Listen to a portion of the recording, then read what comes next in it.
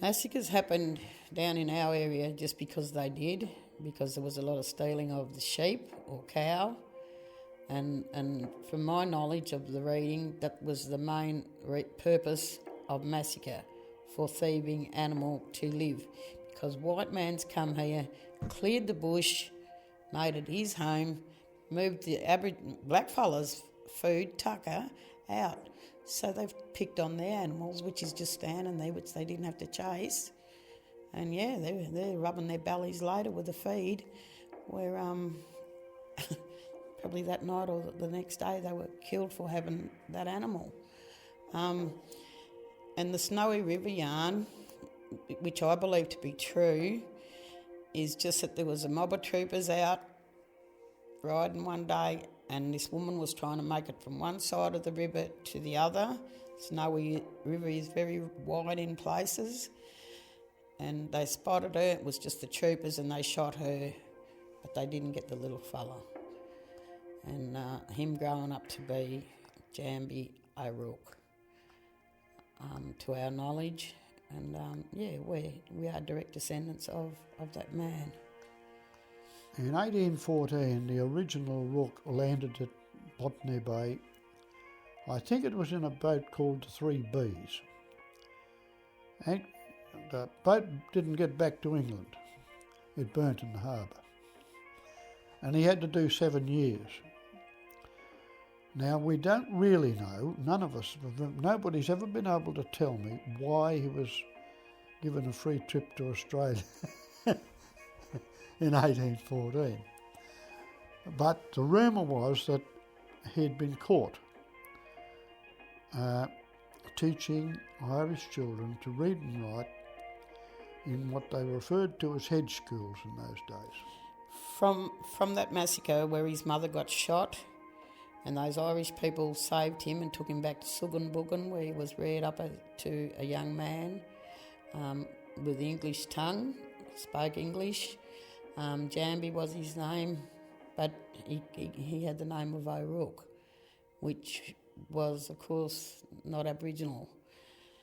It's Irish. That's what brought my attention. I was looking for my mother's maiden name. Where did she get an Irish name from? My black mother. That's why I did what I had to do to find out where it came from. And Jambi was sole survivor. They took him back, they reared him, then he left them as an older young man, I guess, and went and had his own tribe.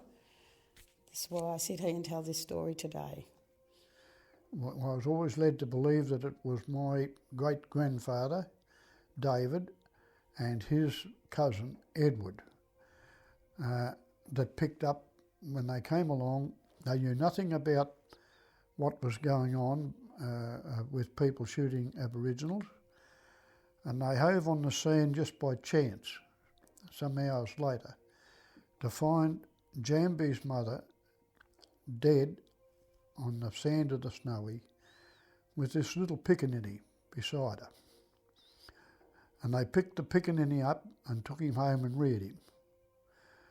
And he was reared among their family as far as I can make out, just like one of their own. And he grew up to be a man, was a very well respected stockman within the family. When you educated that young fella, thank you for giving him a name that he could walk without being, That's how I feel. He had a surname. Might have been the white surname that saved him all those years. I don't know. He survived a massacre, so he walked his life with a white name, as far as I know, Jambi O'Rourke. So in that sort of context, he had protection because he had that white name. I became curious because I always thought then, well, if I would just love to run into some of Jambi's descendants. We just jumped off the train at Southern Cross. Now we're, me and my cousin Francis, we're out front having a cigarette. Francis and Lenny and Catherine, they don't smoke. So they're sitting there having a cup of tea. Two old couple walk up to Lenny, or they're sitting in the next table, and said something to Lenny as to, you come from Lake Tyres, do you? Or something to that effect. And Lenny said, yes, as a matter of fact, I was born there. And he said to me, hang on. And he yelled out, Elaine, come here. And with that, Elaine, Terrick came over, and I told her what I was looking for and why I was looking for them.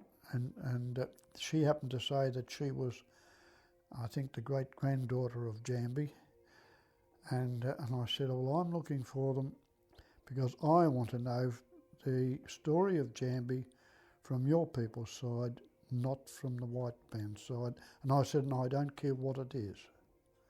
And so with that, she then said to me, but I'm looking for the O'Rourkes. I've been looking for a year or two and there's none of them about. Well, I said, my grandmother happened to be Johanna Mary O'Rourke. After my 2 years of studying at TAFE, this was the fellow I was looking for, and he found me in the middle of thousands of people, Southern Cross Station, Melbourne. I think he was on his way down here to Bairnsdale, Buchan actually, to see his brother who lives out in Walgummerang, out past Buchan, and we was on our way to Alice Springs, so just to meet him at that one spot, that was unreal.